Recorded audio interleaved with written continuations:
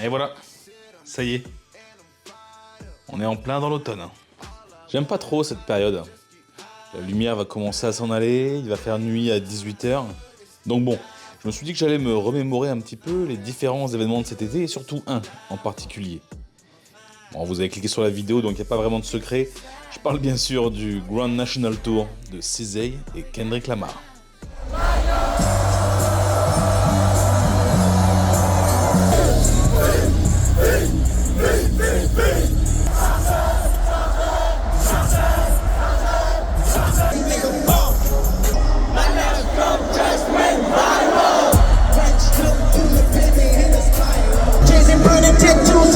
Au fait, petit aparté rapide. Ouais, je me permets. Il faut savoir une chose, je dois être honnête, c'est que j'ai pas vraiment découvert Kendrick quand il était encore dans les bas-fonds de Compton à faire, vous savez, des battles de rap underground. Non, non, je l'ai découvert un peu plus tard, en 2013. Ouais. Sur GTA V.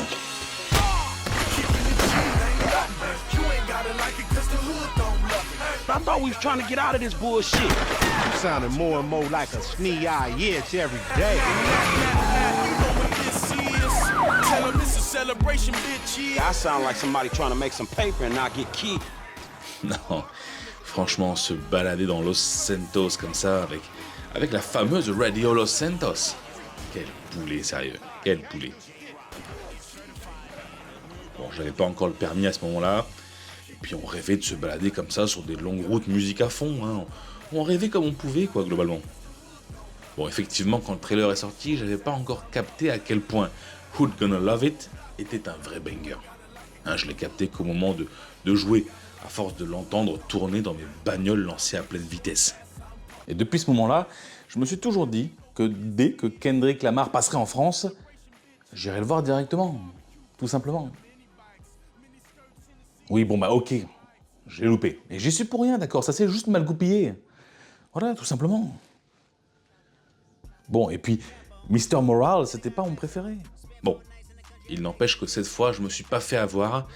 Allez hop, je mets mon frérot sur le coup, qui nous dégote 2 magnifiques places en Energy Floor.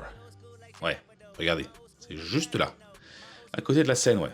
On pourrait même dire dans la scène d'ailleurs, puisque Kendrick et SZA nous ont tourné autour tout le long du show. Regardez, on est juste là. Bon allez, je vous passe quand même quelques extraits évidemment, et en même temps je me permets, je vous fais une petite review rapide, histoire de...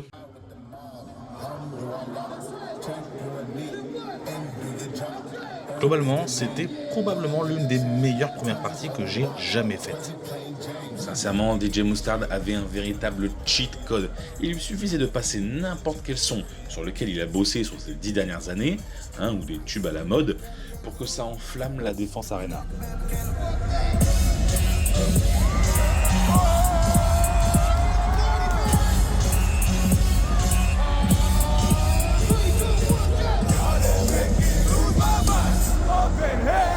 C'était une folie de voir l'état de la salle à la fin de sa partie. Je veux dire, jusqu'à maintenant, les premières parties, pour moi, c'était surtout un petit peu triste. Les gens sont surtout là pour l'artiste principal, donc ça s'ambiance à peine sur le premier Gus qui passe. Et là, franchement, c'était tout l'inverse. Je veux dire, c'était la folie, ça s'envoyait déjà des pogos sur Fane et sur Triangle des Bermudes. Donc, non, j'ai envie de dire bravo, on applaudit. Applaudissements. T'es obligé d'applaudir. Pour ce qui est du show en lui-même, c'était top. Et vraiment généreux. Bien 2h40 de perf non-stop, j'ai envie de dire. Chapitré comme pourrait l'être un roman ou un film. Et ça a amené une cohésion qui était intéressante au tout. Parce que sinon, faut être honnête, sans ça, l'impression finale que j'en ai eue, c'est que ça faisait quand même un peu patchwork. La DA de Kendrick et SZA ne s'assemblait pas forcément parfaitement à chaque étape. Je pense notamment à toute la partie insectes, fourmis, etc. de SZA. Malgré ça, les 2 parties étaient très bien séparément. On avait vraiment de quoi s'enjailler comme il fallait. Mais ensemble, voilà, c'est vrai que ça faisait un peu rentrer au chausse-pied. Heureusement, il y avait quand même des feats. Et les feats comme Luther, All the Stars, ou encore leur reprise en duo de Love, qui ont permis des transitions un peu plus douces entre chacune des parties. Bon, en tout cas, c'était fou. Vous le voyez sur les images, vous l'avez vu sur les images, l'écran était gigantesque et permettait des fresques magnifiques. Franchement, la direction artistique était telle que, vous voyez, on peut prendre des photos, ça nous fait presque des fonds d'écran. Hein, et même après presque 3 heures, vous vous doutez bien que quand il a balancé ses bangers du moment, Not Like Us et TV Off, bah forcément ça a tout cassé. Perso, j'avais mal au dos, aux pieds, aux genoux. Mais ces sons-là, ils arrivent toujours à venir te chercher le fin fond d'énergie qu'il te reste.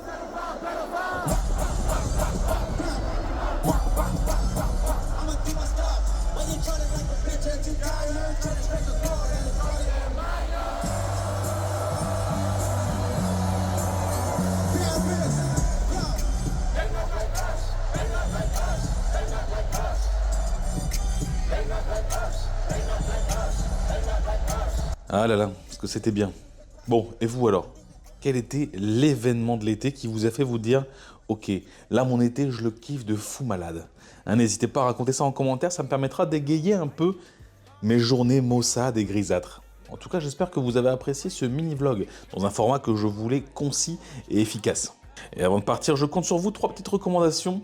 Le commentaire pour me raconter tout simplement votre anecdote de l'été. Même si vous aussi, vous avez été au concert de Kendrick, j'aimerais avoir votre point de vue. En 2, n'hésitez pas, rejoignez-moi sur Twitch. On découvre comme ça assez régulièrement des nouveaux jeux en live, souvent des jeux solo, mais je vous assure, on passe un bon moment. Et en 3, le petit abonnement. Hein, vous connaissez la chanson, je ne vais pas vous la faire à vous. Le petit abonnement qui vous permettra d'être tenu au courant dès que je sortirai un nouveau mini-vlog, lorsque j'aurai tout simplement une envie ou un sujet à traiter. Voilà. Allez, je vous laisse sur ça et je vous dis à la prochaine. Ciao.